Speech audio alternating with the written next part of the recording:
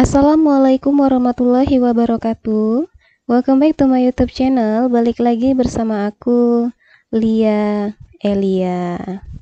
Oke ya, buat yang sudah lulus UTBK, kakak ucapkan selamat. Dan yang belum lulus, jangan bersedih dan jangan patah semangat. Yuk kita sama-sama berjuang lagi di ujian mandiri. Ya. Nah, di kali ini kakak akan membahas soal USM Unsri tahun 2018. Yuk langsung aja kita masuk ke pembahasan soalnya.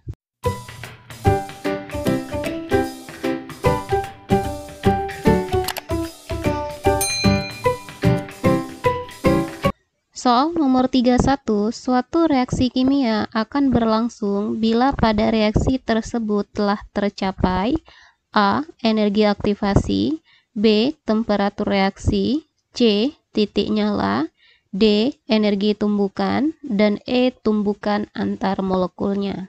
Oke, di sini bisa dikatakan suatu reaksi kimia itu bisa terjadi apabila dalam reaksi tersebut sudah tercapai energi aktivasi. Ya, ingat lagi pengertian tentang energi aktivasi adalah energi yang diperlukan suatu reaksi agar reaksi tersebut bisa terjadi. Oke, jadi jawaban soal nomor 31 adalah A. Energi aktivasi. Jadi kalau energi aktivasinya sudah tercapai, reaksi tersebut bisa terjadi. Oke, paham ya? Sekarang kita lanjut soal nomor 32. Pembakaran tidak sempurna terhadap senyawa etana akan menghasilkan senyawa A. Karbon dioksida, B. Nitrogen dioksida, C. Amonia, D. Air, dan E. Karbon monoksida. Oke, di sini kita akan membahas tentang reaksi pembakaran. Ya, reaksi pembakaran hidrokarbon ada dua, ada pembakaran sempurna dan pembakaran tidak sempurna. Oke, sekarang kita lihat perbedaannya. Yang pertama, kita lihat dulu untuk reaksi pembakaran sempurna. Suatu senyawa hidrokarbon CXHY dibakar menggunakan O2 akan menghasilkan gas karbon dioksida dan uap air. Nah, ini untuk reaksi pembakaran sempurna. Oke, sekarang coba kita lihat untuk reaksi pembakaran tidak sempurna. CXHY ditambah O2 menjadi CO plus H2O plus jelaga atau pengotor. Nah, di sini di soal nomor 32 yang ditanya pembakaran tidak sempurna. Nah, yang tidak sempurna di sini yang membedakannya adalah CO. CO adalah gas karbon monoksida. Karbon monoksida. Jadi, jawabannya adalah karbon monoksida. Jawabannya A. Ini jawabannya adalah E. Untuk pembakaran tidak sempurna dari gas etana. Etana berarti CXHY-nya tinggal kita ganti. Ingat lambang etana C2H6 ditambah O2 menjadi CO plus H2O plus jelaga atau pengotor. Soal nomor 33, gagasan utama dalam model atom Niels Bohr adalah A. Orbital, B. Molekul, C. Inti atom, D. Senyawa, E. Tingkatan energi dalam atom. Oke, di sini saya akan menjelaskan terlebih dahulu tentang teori atom. Teori atom akan kita bahas ada 5 teori atom. Yang pertama model atom Dalton, kedua Thomson, ketiga Rutherford, keempat Bohr, dan kelima teori atom modern. Ya, kita bahas satu-satu. Yang pertama, teori atom yang pertama, teori atom Dalton, katanya atom itu merupakan materi terkecil yang tidak dapat dibagi lagi. Atom merupakan bola pejal sederhana, unsur tersusun dari atom-atom yang sama, dan senyawa tersusun dari atom-atom yang berbeda. Atom tidak dapat diciptakan ataupun dimusnahkan. Nah, jadi bisa kita pilih dari jawaban B dan D sudah salah, karena yang membahas tentang molekul dan senyawa adalah teori atom Dalton. Teori atom yang kedua, teori atom Thomson. Kata si Thomson, atom merupakan bola pejal yang bermuatan positif dan tersebar elektron yang bermuatan negatif. ya. Atau biasa sering disimpulkan untuk teori J.J. Thomson sering disebut dengan teori atom roti kismis. Roti kismis. Oke. Nah, dari pilihan ada nggak tentang teori atom Thomson? Oke, belum ada ya. Kita lanjut teori yang ketiga. Kata si Rutherford, atom terdiri dari inti yang sangat kecil yang bermuatan positif yang dikelilingi oleh elektron yang bermuatan negatif. Nah, untuk teori atom Rutherford ini seperti lintasan tata surya, ya. Jadi atom itu intinya sangat kecil, bermuatan positif atau pusat tata suryanya. Kemudian elektron ini yang akan mengelilingi inti atomnya, ya. Nah, teori atom Rutherford pembahasannya di sini dia sudah membahas tentang inti atom. Jadi pilihan yang C tentang inti atom ini merupakan teori atom Rutherford. Nah, jadi pilihan kita tinggal A dan E. Kita lihat teori atom yang keempat. Yang keempat, teori atom Niels Bohr. Kata si Niels Bohr, elektron mengelilingi inti atom berada pada lintasan atau orbit tertentu yang disebut dengan tingkatan energi. Nah, jadi soal nomor 31, gagasan utama tentang teori atom Niels Bohr membahas tentang tingkatan energi dalam atom. Jawabannya adalah E. Sedangkan untuk orbital adalah pembahasan tentang teori atom modern, ya.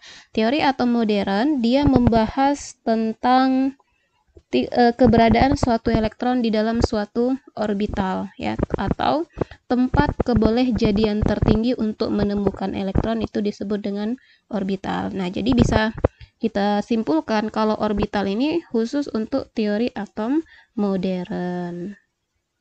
Nah, jadi jawaban soal nomor 33 adalah tingkatan energi dalam atom. Soal nomor 34, zat yang dapat memperlambat suatu reaksi kimia adalah A. Inhibitor, B. Konduktor, C. Isolator, D. Katalisator, dan E. Akselerator. Oke, kita bahas satu-satu ya. Inhibitor adalah zat yang dapat memperlambat suatu reaksi kimia. Nah, jadi jawabannya A ya. Zat yang dapat memperlambat suatu reaksi kimia. Sedangkan konduktor adalah bahan yang dapat menghantarkan atau penghantar panas yang baik. Jadi konduktor ini penghantar panas yang baik. Sedangkan isolator adalah bahan yang tidak dapat menghantarkan panas. Yang tidak dapat. Katalisator, zat yang dapat mempercepat reaksi. Sedangkan akselerator adalah alat yang dapat meningkatkan kecepatan partikel, ya. Alat yang dapat meningkatkan kecepatan partikel. Meningkatkan kecepatan suatu partikel.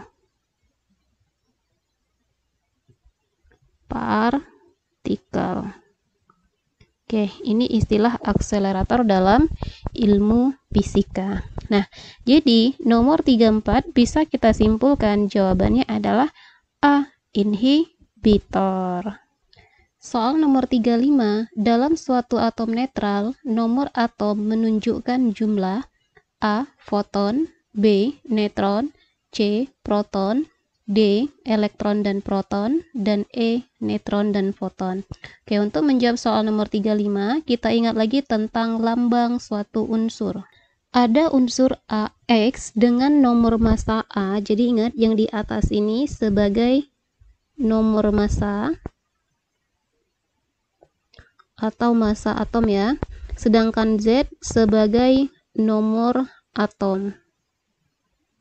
Nah, kita ingat kembali dalam rumus lambang unsur biasanya nanti akan ditanya tentang jumlah proton, elektron, dan neutron. proton rumusnya sama saja dengan nomor atom. Nah, jadi proton sama dengan nomor atom. Kemudian elektron sama dengan proton dikurang muatannya. Nah, jadi kalau untuk atom netral artinya muatannya 0. Jadi proton dikurang dengan 0. Artinya elektronnya itu sama saja dengan nomor atom kalau untuk atom netral. Sedangkan neutron rumusnya nomor massa dikurang dengan nomor atom. Nah, jadi soal nomor 35 bisa kita simpulkan jawabannya adalah elektron dan proton. Kenapa? Karena untuk atom netral. Kalau atom netral mutarnya pasti 0. Jadi jawabannya E. Nomor atom itu menunjukkan jumlah proton dan elektron. Soal nomor 36. Karet yang mengalami vulkanisasi akan lebih kuat dan lebih elastis. Benar ya. Kenapa? Karena proses vulkanisasi di sini akan terjadi ikatan silang antar molekulnya, sehingga terjadi gaya tahan antar molekul karet ya. Sebab karet adalah salah satu bahan untuk membuat ban mobil.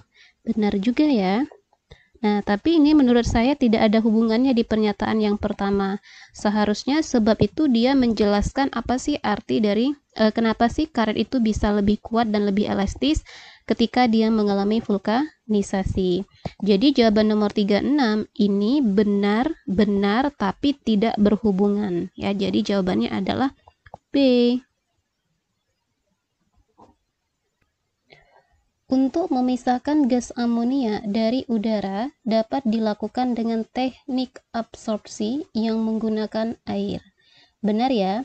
Karena teknik absorpsi adalah proses pemisahan zat terlarut dari fasa gas ke fasa cair. Nah, di sini kan gas amonia dengan menggunakan air. Oke, pernyataan yang pertama benar. Sebab amonia dapat larut dalam air. Oke, benar ya, karena amonia itu sangat mudah sekali larut dalam air. Nah, pernyataan yang pertama dan yang kedua ini berhubungan. Jadi jawabannya adalah A. Benar-benar berhubungan A. Soal nomor 38, suatu reaksi kimia akan terjadi apabila energi aktivasi reaksi telah tercapai. Benar ya.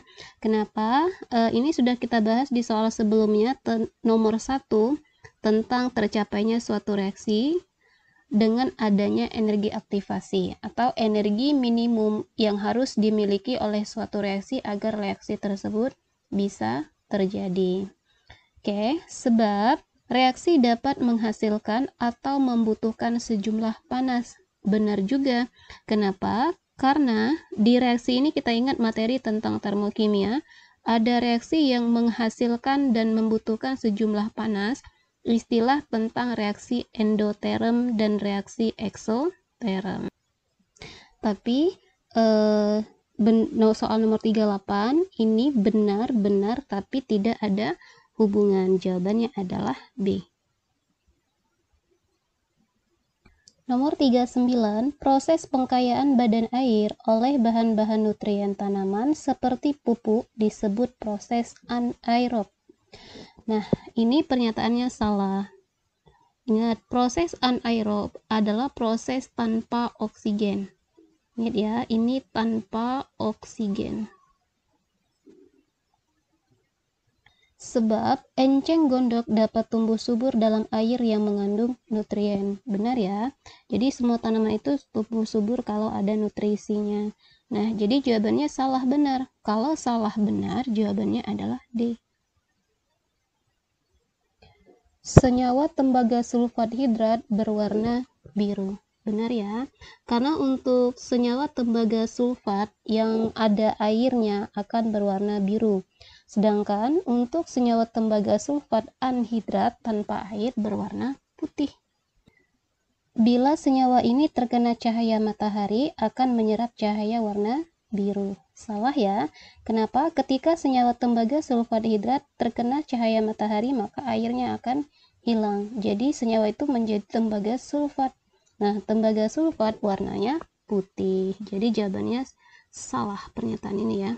Nah, kalau benar salah jawabannya C. Garam dapur mempunyai rumus molekul NaCl. Pernyataan yang benar untuk senyawa NaCl adalah, oke, untuk soal nomor 41 ini mirip dengan soal nomor 45 di pembahasan soal USM Unsri tahun 2019 ya. Boleh dicek di video yang sebelumnya, sudah kakak post. Nah, yang pertama, ikatan antara Na dan Cl adalah ikatan ion. Salah, benar ya. Kenapa? Karena ikatan ion adalah ikatan antara unsur logam dan non-logam.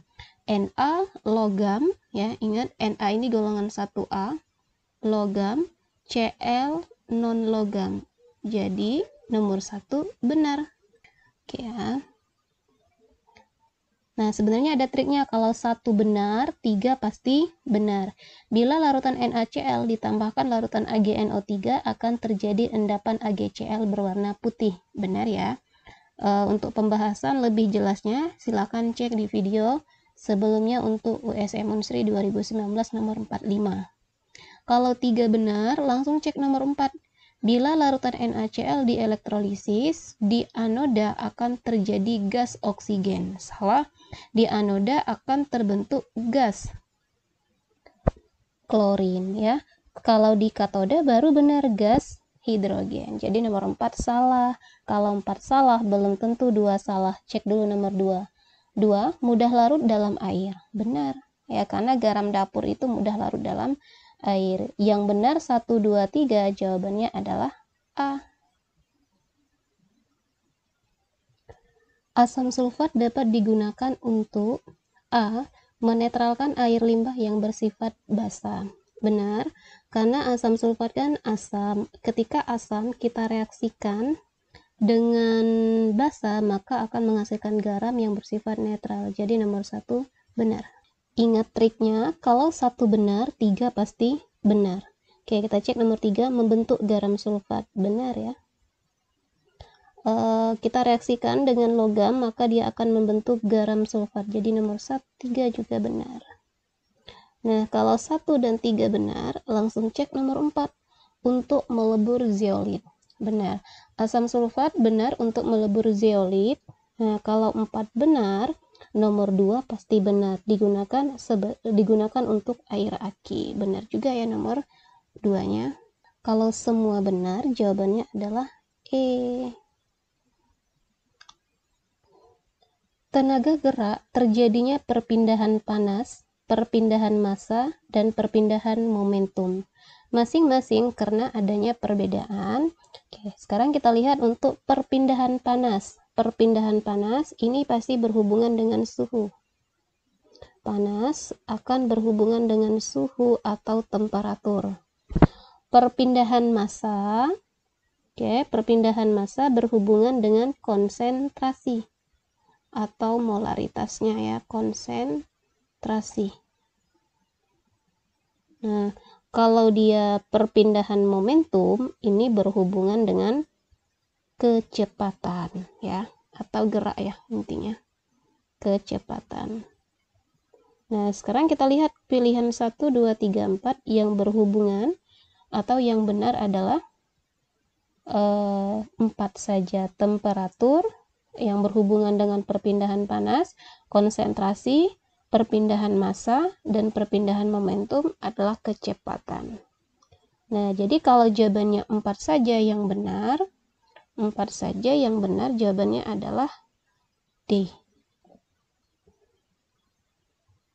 Oke, D ya jawabannya. Oke, soal selanjutnya.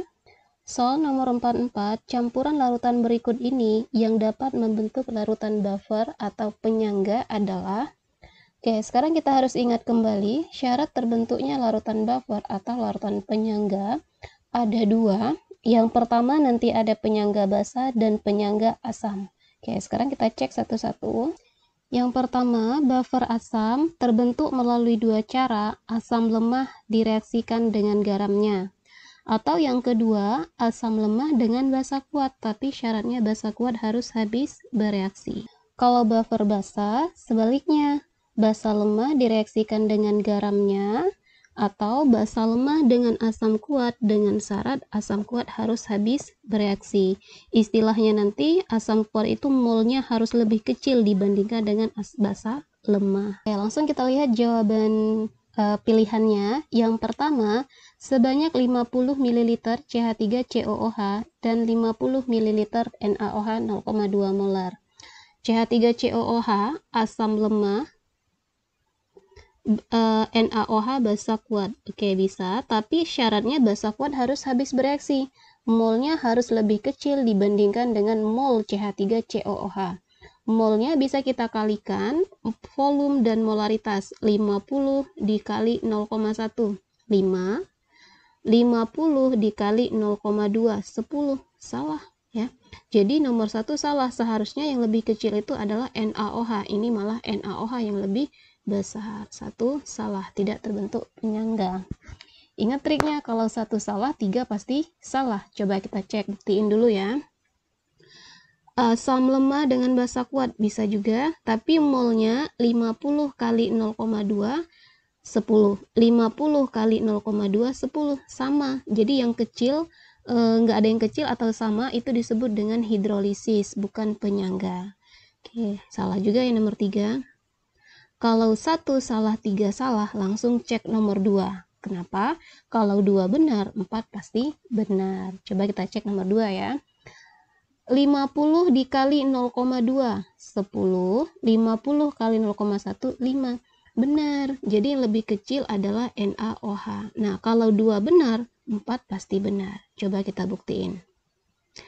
50 kali 0,1 5. 25 kali 0,1 2,5. Benar ya, lebih kecil NaOH atau basa kuatnya. Ingat, kalau 2 dan 4 benar, jawabannya adalah C. Nomor 45, suatu atom bersifat netral. Oke, sekarang kita ingat lagi lambang atom. Kalau atom bersifat netral, proton sama saja dengan nomor atomnya. Oke, untuk menjawab soal nomor 45, kita ingat lagi rumus proton, elektron, dan neutron. Proton sama dengan nomor atom, elektron sama dengan proton dikurang muatan, neutron sama dengan nomor massa dikurang dengan nomor atom. Oke, kita lihat pernyataan yang pertama, jumlah proton dan neutronnya neutronnya sama banyak. Untuk pernyataan yang pertama, di sini ada beberapa unsur yang proton dan neutronnya sama banyak, ada juga yang tidak sama banyak. Kita lihat contohnya. Contoh yang pertama kita ambil contoh Ca, nomor massa 40, nomor atom 20. Kita lihat jumlah protonnya sama dengan 20 ya, karena sama aja dengan nomor atom. Neutronnya, rumusnya proton dikurang dengan neutron, nomor massa dikurang nomor atom. 40 dikurang 20. Nah, 20 sama. Benar pernyataan yang pertama kalau untuk unsur Ca. Coba kita ambil unsur satu lagi, contohnya ada natrium, Na, nomor massanya 23, nomor atomnya 11. Oke, sekarang coba kita lihat jumlah proton dan neutronnya.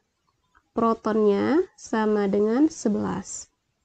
Neutronnya 23 dikurang 11. 23 dikurang 11, hasilnya 12. Nah, ini tidak sama proton dan neutronnya. Jadi pernyataan nomor 1 ini ambigu karena ada unsur yang sama, ada juga unsur yang tidak sama. Jadi nomor 1 dan nomor 2 ini nggak bisa kita tentuin ya, ambigu. Kita checklist dulu aja ya. Ini nggak bisa kita tentuin. Nomor 3, jika satu elektronnya terlepas, maka atom itu bersifat listrik positif. Nah, kalau untuk nomor 3, suatu atom akan melepaskan elektron, maka dia akan membentuk listrik positif. Benar. Jadi nomor 3 ini benar. Oke ya. Kalau nomor 4 salah ya, udah jelas ini. Nah, jadi jawabannya untuk sementara nomor 45 ini adalah 3 saja. Oke ya. Sekian pembahasan tentang soal USM Unsri tahun 2018. Semoga untuk adik-adik yang mengikuti USM Unsri tahun 2021 ini diperlancar, dan yang sudah lulus UTBK.